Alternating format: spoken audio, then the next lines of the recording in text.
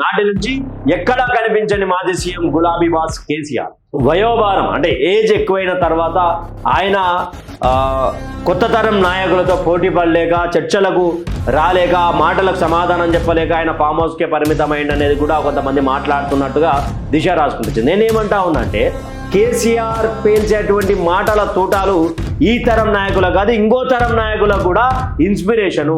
ఆ మాటలకు సమాధానం చెప్పేంత ఎవరికైనా ఉన్నదా? బూతు అనే పదం బూతు ఆ పదం లేకుండా అందరికీ చెంపలు వలగొడతాడు.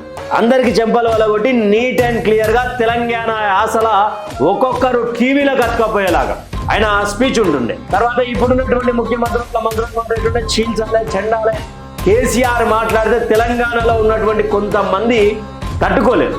ఆ మాటల తూటాలు పేలుస్తున్నప్పుడల్లా ఏడ దిగుతుందో అర్థం కానటువంటి పరిస్థితి. తెలంగాణ పబ్లిక్ అంతా ఏమంటా ఉన్నది? సారే కావాలి అని అంటున్నది, పెద్దసారు కావాలంటారు. పబ్లిక్ ఏమంటా ఉన్నారు?